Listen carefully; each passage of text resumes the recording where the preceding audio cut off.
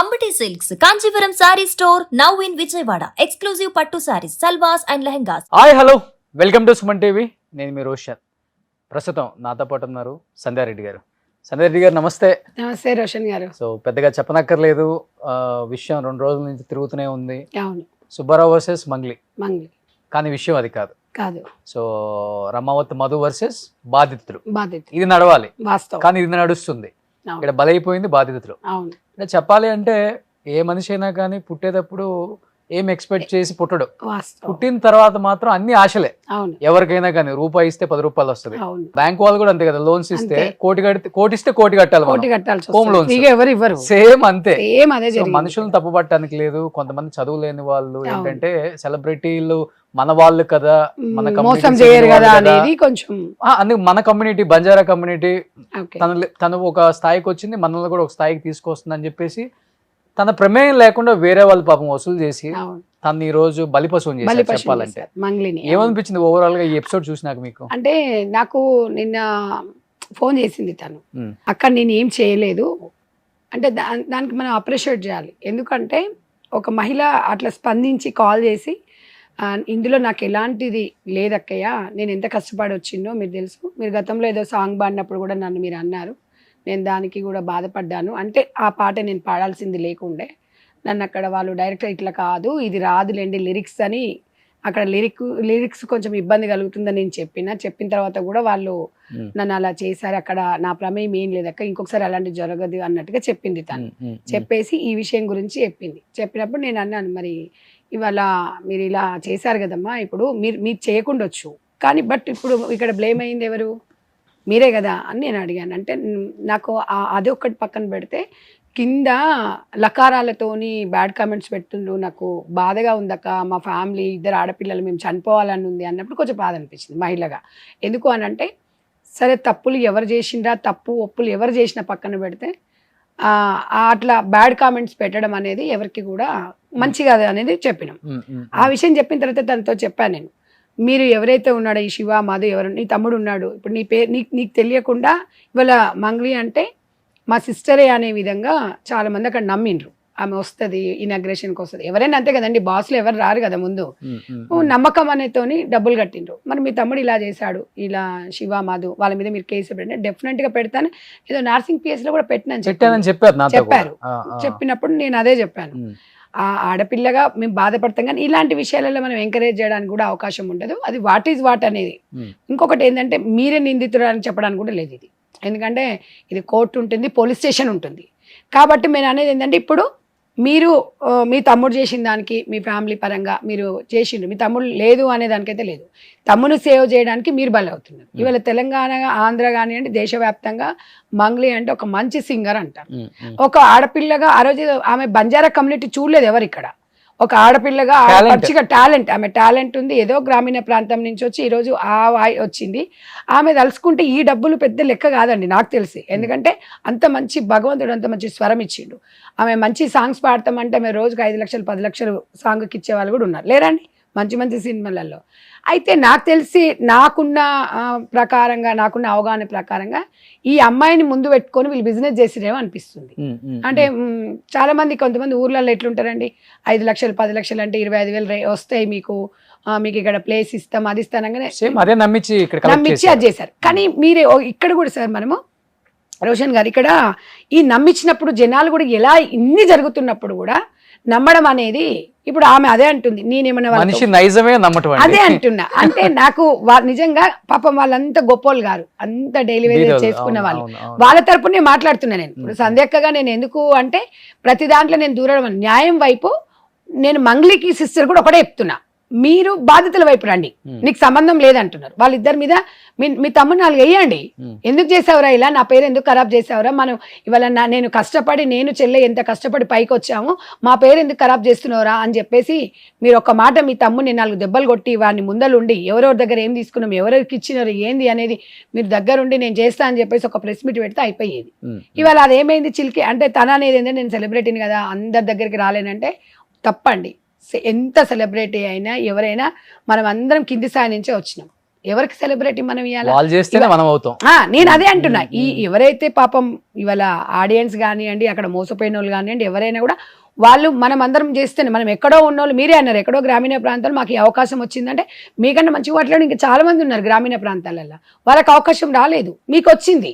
మీరు కమ్యూనిటీ చూడలేదు, ఇక్కడ మీకు మీ వాయిస్ని తీసుకున్నారు, మీరు కమ్యూనిటీని ముందు పెట్టేసి డైవర్ట్ చేస్తున్నారు. అలా చేయకండి, ఎందుకంటే అలా చేయడం వల్లనే ఆడియన్స్లకి రాంగ్ ఇన్ఫర్మేషన్ పోతుంది. కానీ మంగ్లీది తప్పు అనడానికి అయితే లేదండి. ఎందుకంటే తప్పు అని చెప్పలేము, ప్రమేయం ఉందని చెప్పలేము, ప్రమేయం లేదు అని చెప్పలేము. ఎందుకంటే అది పోలీస్ డిపార్ట్మెంట్ వాళ్ళు చూసుకుంటారు. ఆమె కాకపోతే ఇక్కడ నాకు క్లారిటీగా అర్థమైంది ఏంటంటే, వాళ్ళ ఫ్యామిలీ మాత్రం ఈమెను పెట్టుకొని అయితే ఒక డ్రామా ఆడిండ్రు, డబ్బులు అయితే లాగిండ్రు అనేది తెలిసింది. అది మాత్రం డెఫినెట్ గా. ఎందుకంటే దానికి బాధ్యత అనేది ఇప్పుడు వాళ్ళ తమ్ముడు ఆ మధు అనేట ఆయన, తర్వాత ఈ అడ్వకేట్ గారు, వీళ్ళు అంటే లావాదేవీల గురించి మాట్లాడుకున్నారా, ఒకరి గురించి ఒకరు మాట్లాడుకున్నారా, ఏది చేసుకున్నా కూడా ఇక్కడ బాధ్యతల వైపు మాట్లాడింది సుమన్ టీవీ వాళ్ళు. నిన్న మీ దగ్గరకు వచ్చారు. నిజంగా కూడా మీరు ఇవాళ నేను అనేది జర్నలిజానికి మీరు నిజంగా ఆయుష్ పోసిండ్రు అనుకోవాలి. నిన్న మీరు మాట్లాడిన విషయము, తను మాట్లాడిన విషయం కూడా చెప్పారు. జర్నలిజంకి ఏం పని ఉండదు అంటే పని కాదు, డెఫినెట్ గా అందరూ అక్కడి నుంచి వచ్చిన వాళ్ళే ఉంటారు. ఇవాళ అదే ఒక విషయం పెట్టుకోవాల్సిన అవసరం లేదు. మాకు కూడా బాధాకరమే, ఒక మంగ్లీ మంచి మైక్ పట్టుకొని 10 మందిని అలరించాలి, మంచి పాట పాడాలి అనుకున్నాం. ఇలాంటి వివాదాలు చిక్కుకున్నప్పుడు బాధ అనిపిస్తుంది. తెలంగాణ బ్రాండ్ అంబాసిడర్ నేను అదే చెప్తున్నానండి, మొన్న కూడా మా పాడింది. ఇంత మంచి అవకాశం మీకు భగవంతుడు, నేను అదే చెప్పాను, నిన్న కూడా చెప్తున్నాను, ఈ రోజు కూడా చెప్తున్నానండి. మనము ఎదిగేటప్పుడు కమ్యూనిటీ చెప్పుకోం, మనకి ఏదైనా జరిగినప్పుడు మన కమ్యూనిటీ అంటే కమ్యూనిటీ వాళ్ళు కూడా తప్పు పడతారు. మీరు కులాలను అనేది మనం ప్రస్తావన తీసుకురాకూడదు. మనం ఇవాళ మంగ్లీ అంటే తెలుగింటి ఆడపడుచు, ఒక తెలుగు బిడ్డలాగానే అందరం ఆదరించినాం. మీరు ఆంధ్రప్రదేశ్, మీరు ఇట్లా తెలంగాణ ఎవరు చూడలేదు. మంగ్లీ అంటే దేశాలలో కూడా మనకు బయట ఆంధ్రప్రదేశ్, కర్నూలు దగ్గర మరి ఇంకా తెలంగాణ బ్రాండ్ అంబాసిడర్. నేను అదే అంటున్నా. ఇప్పుడు అక్కడ ఎవరు అట్లా తప్పు పట్టలేదే. మేము అనేది ఏంటంటే, మిమ్మల్ని అంత మంచిగా రిసీవ్ చేసుకున్నప్పుడు జనాలు, మీకు టైం లేనప్పుడు ఒక మీడియా కన్నా మీరు ఇంటిమేషన్ ఇవ్వాల్సింది. ఇలా జరుగుతుందండి, మీరు ఆల్రెడీ జర్నలిజంలోకెళ్ళే వచ్చినారు, ఇప్పుడు మీరున్నారు, మీరంతా ఒకే స్థాయి నుంచి వచ్చారు కదా సార్. మీరు ఒక విషయం చెప్పి ఇలా జరుగుతుంది, నేను ఇట్లా రాలేకపోతున్నా, నేను డెఫినెట్గా వాళ్ళ సైడ్ నిలబడతాను, ఒక మాట చెప్పేసి అయిపోయేది కదా. ఇప్పుడు అడ్వకేట్ మీరు కొట్లాడుకోవడం వల్ల మహిళల పైన ఇప్పటికే అది అయిపోతుంటే, ఒక మంచి అమ్మాయిని ఏడుస్తుంటే బాధ అనిపిస్తుంది ఒక మహిళగా. కానీ కొంతమంది ఏమో లకారాలతో పెట్టారు, అప్పుడు బాధ అనిపిస్తుంది. కానీ ఒకవేళ ఆమె ప్రమేయం లేదన్నాక మనము అవైతే వెనుకకు తీసుకోలేము కదా రోషన్ గారు. కాబట్టి నేను అనేది ఏంటంటే, మంగ్లీ ఇప్పటికైనా బాధితుల వైపు ఉండాలి.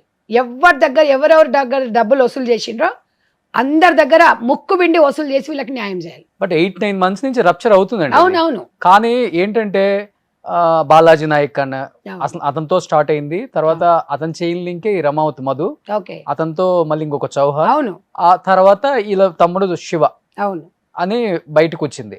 ఇప్పుడు బాగా రప్చర్ అయింది ఎప్పుడంటే, మొత్తం బాధితులు ఆంధ్రప్రదేశ్ నుంచి తెలంగాణ పంజాగుట్ట పిఎస్ కి వచ్చిన తర్వాత ఇప్పుడు అదే 150-200 మెంబర్స్ ఉన్నారు బయట. అదే సార్, ఇప్పుడు ఆల్మోస్ట్ 100 కోట్లు ఉంటది, ఇది 100-150 అంటున్నారు. అంటే ఇంకా బయటికి రాని వాళ్ళని కొంతమంది వాళ్ళు ఏమంటున్నారంటే, 5 లక్షలు ఇస్తే నెలకు రెంట్ వస్తుంది, తర్వాత ప్లాట్ వస్తుంది అన్నారండి. అన్నప్పుడు ఎవరైనా ఆలోచిస్తామా, 5 రూపాయల మిత్తి వస్తుంది. ఇప్పుడు 25 లక్షలు అంటే నెలకి 25,000 అంటే 5 రూపాయల మిత్తి, 5 రూపాయల మిత్తి వస్తుంది, మాకు ప్లాట్ వస్తుంది అన్నప్పుడు ఆశకి వెళ్ళిపోతారు ఎవరైనా.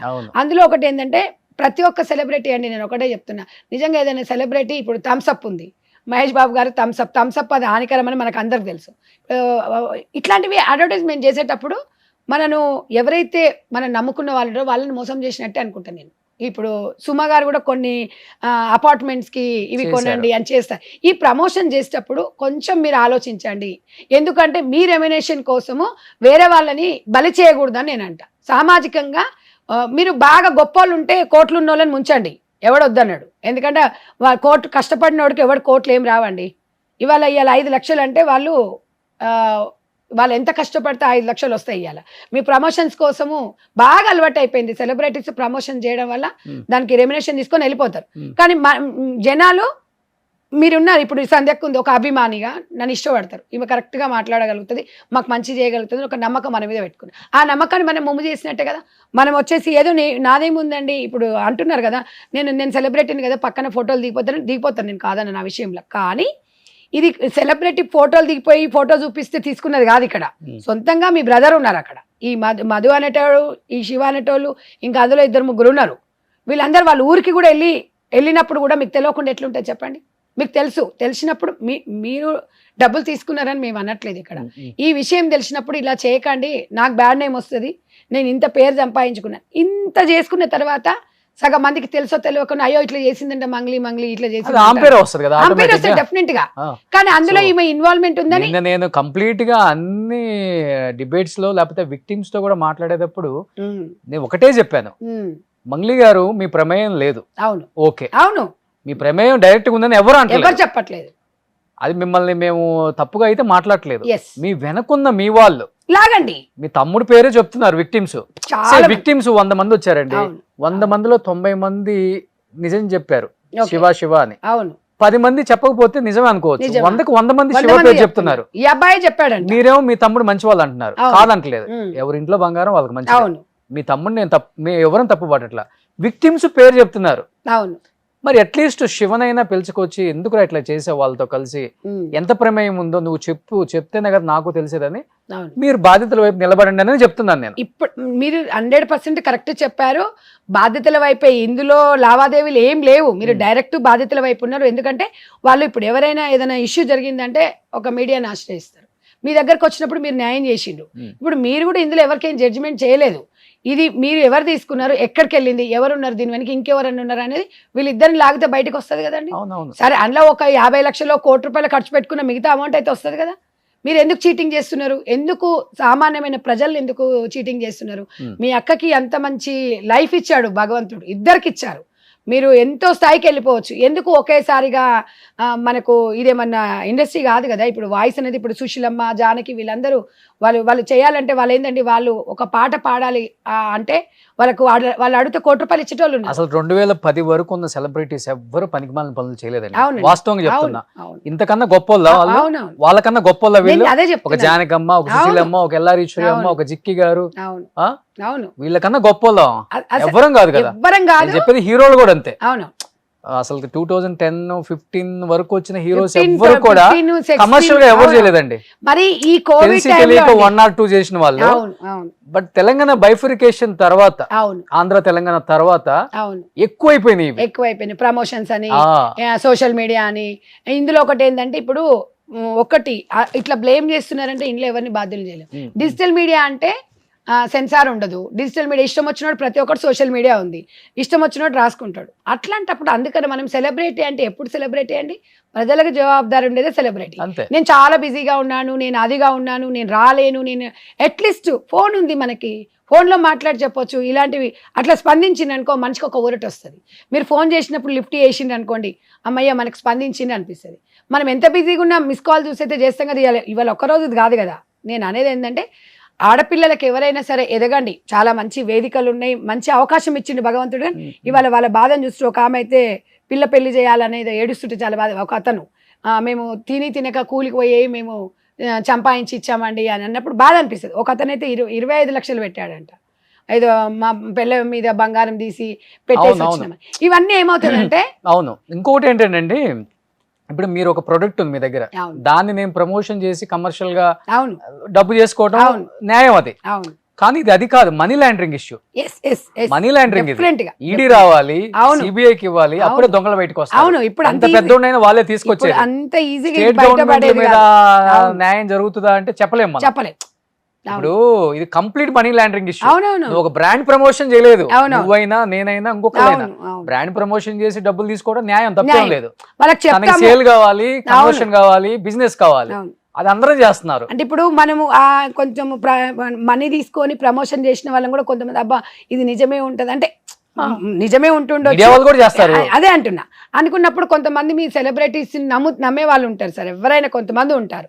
అయితే మనం కూడా ఆచితూచి ఇప్పుడు మోసం చేసేటోడు ఎంత అదన్నప్పుడు మోసపోయేది కూడా మనది కూడా ఉంటుంది. కాబట్టి మనం కూడా కొంచెం జాగ్రత్తగా ఉండాలి. ఇప్పుడు ఎవరికి ఏమి ఇస్తున్నాము, ఎవరికేం అయిపోయిన తర్వాత ఇప్పుడు చేతులు కట్టుకుంటే లాభం ఏముంది? అన్ని చుట్లు తిరగడము, ఇప్పుడు అందరు అంతే కదా.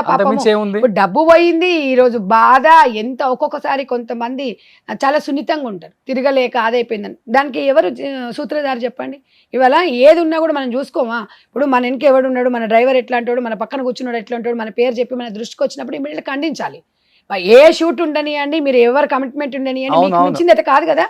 మేము ఇక్కడ వాడుతున్నాం అక్కడ వాడుతున్నాం, మేము ఈ ఫ్లైట్ దిగుతాం ఆ ఫ్లైట్. మీరు ఎక్కడో గ్రామీణ ప్రాంతాల్లో ఉన్న వ్యక్తులు ఇలా ఒక ఫ్లైట్ ఎక్కి ఫ్లైట్ దిగుతున్నారంటే భగవంతుడు మీకు ఒక వరం ఇచ్చిండు కదా.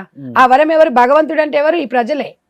వీళ్ళంటి వాళ్ళే నమ్మే కదా వాళ్ళు అది చేస్తున్నారు. ఒకరిద్దరు కాదు కదా, ఇది ఎవరో వెనుకుండి చేయించేది కూడా కాదు సార్. ఇక్కడ ఎవరో చేయించి ఆమె మీద ఏదో కుట్రతో చేయాల్సిన అవసరం కూడా లేదు. నేను అనేది ఏంటంటే మీరు ఇప్పటికైనా పాముగా వాడారు అంతే. పాపం ఆ అమ్మాయికి వాస్తవంగా తెలియకుండొచ్చు, మనం కూడా తెలియదు. ఒకవేళ తెలిసినా కూడా సరే బిజినెస్ చేసుకుంటుండని కూడా అనుకోవచ్చు, కానీ నిజంగానే చేస్తారు కదా. సరే నా తమ్ముళ్ళు ఎదగాలి, సరే మీరు ఏదైనా చేసుకుంటున్నారంటే మన దగ్గర ఉన్న పిల్లలు ఎదగాలనే కోరుకుంటాం, కానీ ఈ రకంగా చేస్తున్నాడా అనేది తెలుసుకోలేకపోయిందా అనేది కూడా ఒక క్వశ్చన్ మార్క్. కానీ మనం ఏదేమున్నా కూడా కొంచెం ఒక స్థాయికి వచ్చిన తర్వాత, ఇవాళ నేను ఒక సెలబ్రిటీని నా మీదనే వేస్తున్నారంటే సెలబ్రిటీ మీదనే వేస్తారు. సెలబ్రిటీ ఇప్పుడు మీ పేరు చెప్పారు కాబట్టి వాళ్ళు కొన్నారు, లేకపోతే వాళ్ళు ఎందుకు కొంటారండి? ఎవడో ఒకడు వచ్చి నేను చెప్తాను ఈ భూమి నాదేనండి మీరు కొనండి అంటే కొంటారండి? మీరు అంతే. ఎంత ఎదవలు ఎవరున్నారు ఇక్కడ, పిచ్చోళ్ళు ఎవరున్నారు? అలా మనము ఎస్కేప్ కాకూడదు. మీరు నిజమే నేను తప్పు చేయలేదు, నేను బాధ్యురాలి కాదు, బాధ్యురాలని కూడా మనం అనకూడదు. మేము నిన్న మీరు అలాగే చెప్పారు, మేము కూడా చెప్తున్నాం. ఒక ఆడపిల్లగా మీరు ఎదగండి, కానీ మీరు ఇట్లా బాధపడుతున్నప్పుడు ఏడుస్తున్నప్పుడు ఏడవలసిన అవసరం లేదు. మీరు జాగ్రత్త పడితే బాగుండేది కదా అనేది 100% ఇవాళ మీకు అండగా ఉంటాం. నేను చెప్తున్నానండి, సుమన్ టీవీ ద్వారా చెప్తున్నా, మంగళికి నేను అండగా ఉంటా. బాధ్యతల వైపు మంగళి గారిని ఉండమనండి, నేను కూడా బాధ్యతల వైపు ఉంటా. మన ఇద్దరం ఉందాం రండి, మనతో పాటు ఇంకా నలుగురు వస్తారు. ఎవడెవడు ఈ పెద్ద పెద్ద తలకాయలు ఉంటాయి, ఎవడెవడు తీసుకున్నాడు. ఇప్పుడు మనీ ల్యాండింగ్ అనేది చైన్ సిస్టమ్ ఉంటుంది. ఎవడెవడి దగ్గర పోయింది అనేది, సరే ఒక 5 లక్షలు తీసుకున్నాడికి 1 లక్ష పోయినా 4 లక్షలన్న వాడికి ఇవ్వాల్సిన పరిస్థితి అయితే మనది ఉంది కదా. ఆ బాధ్యత మనం తీసుకోవాలి కదా. నాకు సంబంధం లేదు అని చెప్పేసి మీ ఇద్దరు ఎవరైతే ఉన్నారో, ఆ మధు శివ ఎవరు కూర్చోబెట్టేసేయండి అంతే. అప్పుడు 100% మిమ్మల్ని నమ్ముతారు. కానీ గవర్నమెంట్స్ కూడా కొన్ని యాక్షన్స్ తీసుకోవాలి. వాస్తవంగా చెప్పాలంటే నిన్న ఈ వీడియో అంటే ఇది టెలికాస్ట్ అయిన తర్వాత నారా లోకేష్ గారు మాట్లాడారు, చాలా మంచిది, విక్టిమ్స్ కి న్యాయం జరగాలి, అందరూ ఆంధ్రప్రదేశ్ వాళ్ళే కొంతమంది దాంట్లో, డెఫినెట్ గా హోమ్ మినిస్టర్ గారిని కలవండి, నేను ఇన్ఫార్మ్ చేస్తాను రోషన్ అన్నారు నాకు. నిజంగా చాలా గ్రేట్ అనిపించింది, ఎందుకంటే అంత బిజీగా ఉండే ఒక పొలిటీషియన్, అమరావతి క్యాపిటల్ అనౌన్స్ అయిపోయి రకరకాల బిజీగా ఉండే ఒక వ్యక్తి, మంత్రితో పాటు సీఎం కొడుకు అన్ని చక్కదిద్దుకోవాల్సిన అవసరం కూడా తనకుంది. ఇప్పుడు కొత్తగా ఎమ్మెల్యేలు అయిన వాళ్ళు, మంత్రులు అయిన వాళ్ళే అసలు గెలిచిన తర్వాత వాళ్ళు బిల్డప్ చెప్పలేము మనం. అసలు బిజీగా ఉన్నామని మెసేజ్ పెడతారు, మనం ఒక కాల్ చేస్తే సాయంత్రానికి లిఫ్ట్ చేస్తారు. వాళ్ళని అసలు వాళ్ళ హడావుడి, వాళ్ళ బిల్డప్ చాలా చూసాం మనం. కానీ లోకేష్ గారు హ్యాట్సప్ అండి ఆయనకి. ఆ చూసిన 6 నిమిషాలలో నాకు మెసేజ్ చేశారండి. 6 నిమిషాలలో 6 minutes లో ఆయన ఎంత బిజీగా ఉంటారు నాకు అనిపించింది. అంటే ఆయన గవర్నమెంట్ వచ్చిన తర్వాత కూడా ఒక మాట అన్నారు, ఏదన్నా మంచి మంచి కార్యక్రమాలు చేస్తుంటారు, ఆంధ్రప్రదేశ్లో ఏదైనా ఇబ్బంది వచ్చినప్పుడు నాకు ఒక మెసేజ్ చేయండి, డ్యూ టు మై కమిట్మెంట్స్ నేను బిజీగా ఉంటే మర్చిపోతాను, ఒక రిమైండర్ పెట్టండి నాకు, నా టీముకి చెప్పటం, లేకపోతే నేను బిజీ నుంచి బయటకు వచ్చిన తర్వాత దీన్ని సొల్యూషన్ ఎతకటమో చేద్దామని చెప్పారు. చిన్న చిన్న ఏదన్నా వచ్చినప్పుడు మేము ఎమ్మెల్యేలు క్లోజ్ ఉంటారు కాబట్టి చెప్పేస్తాం మనం. ఒక ఇష్యూ, ఇంత పెద్ద ఇష్యూ, పెద్ద స్కామ్ అన్నారు కాబట్టి ఆయనకి చెప్తే వితిన్ 6 minutes లో రియాక్ట్ అయ్యారండి. చూడండి ఎవరవుతారు అట్లా. ఇట్లాంటి విషయంలో రేవంత్ అన్న కూడా సేమ్ లోకేష్ బాబు గారు ఎలా చెప్పారో ఇలాంటి విషయాలను ఇట్లాంటివి ఆయన కూడా ఎంకరేజ్ చెయ్యరు. కాబట్టి ఈ విషయంలో లోకేష్ బాబు గారు ఎట్లయితే స్పందించారో అట్ ద సేమ్ టైం ఇక్కడ కూడా కాంగ్రెస్ గవర్నమెంట్ కూడా స్పందిస్తుంది. మరి మేబీ మరి వీళ్ళు ఏమన్నా వాళ్ళ దృష్టికి తీసుకెళ్లారో లేదో నాకు చెప్పండి, నేను డెఫినెట్ గా నేను వాళ్ళందరూ తీసుకెళ్తాను. సోషల్ మీడియాలో యాక్టివ్ ఉంటేనే తెలుస్తుంది విషయం ఏం జరుగుతుందో కూడా. సోషల్ మీడియాని ఎంతసేపు తిట్టడం కాదు, ఇప్పుడు సోషల్ మీడియాలో యాక్టివ్ ఉంటారు ఆయన. ప్రీవియస్ బిఆర్ఎస్ లో చెప్పాలంటే కేటీఆర్ కూడా యాక్టివ్ గా ఉంటారు, ఒక మెసేజ్ పెడితే వాట్సాప్ లో ఇమీడియట్ రిప్లై వస్తుంది. హరీష్ గారు రియాక్ట్ అవుతుంటారు. బిఆర్ఎస్ లో అసలు సీఎం గారిని యాక్సెస్ అంటే చాలా ఈజీ ఆ ఫ్యామిలీలో కూడా. బట్ ఇప్పుడు రేవంత్ గారు చుట్టూ అంత యాక్సెస్ లేదండి చెప్పాలంటే. అదొక్కటి మాత్రం ఇలాంటి జరిగినప్పుడు కొంచెం కాంగ్రెస్ కూడా ఖండించండి, డెఫినెట్ గా అండి. అయ్యో చర్యలు తీసుకోండి, బాధ్యతల వైపు ఉంటాము, మీరు అట్లా ఎప్పుడు అనుకోవద్దు. డెఫినెట్ గా కాంగ్రెస్ పోలీసులకు అల్టిమేటం జారీ చేయండి, డెఫినెట్ గా ఈ విషయంలో విక్టిమ్స్ కి మీరు హెల్ప్ చేయండి, వాళ్ళకి న్యాయం చేసేలాగా. రోషన్ గారు ఈ విషయంలో రేవంత్ అన్న గురించి మీకు తెలుసు, ఎన్నికైతే వేసుకురారు వీళ్ళు, వాళ్ళకి అన్యాయం జరుగుతుందంటే ఎంతకైనా వెళ్తారు వీళ్ళు. ఆ విషయంలో మీకు క్లారిటీగా తెలుసు. బట్టి గారు ఇలాంటి విషయాలల్లో ఇంకా ముందు ఉంటారు.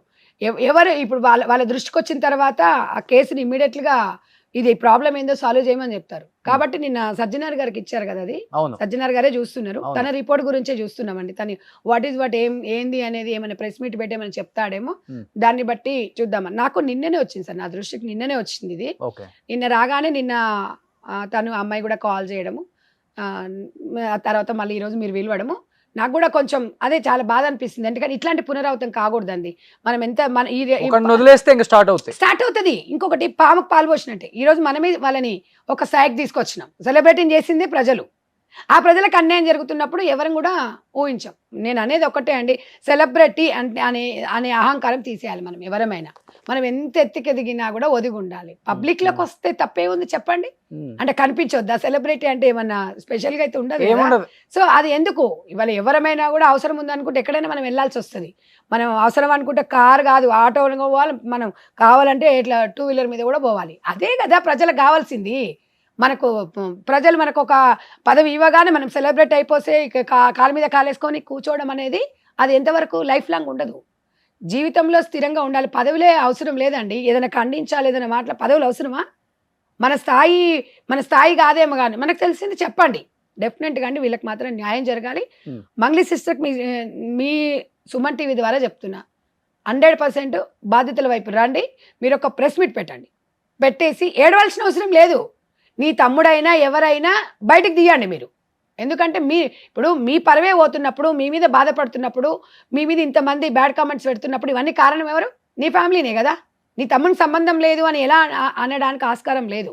ఎందుకంటే ఆస్కారం లేదు, ప్లస్ అక్కడున్న బాధ్యతలు చెప్తున్నారు మీకుందని వాళ్ళు కూడా చెప్పారు. మంగ్లీ ఎప్పుడన్నా మాట్లాడలేదు, ఆమె ఏమన్నా మీతో ఫోన్లో మాట్లాడిందంటే మాట్లాడలేదన్నారు.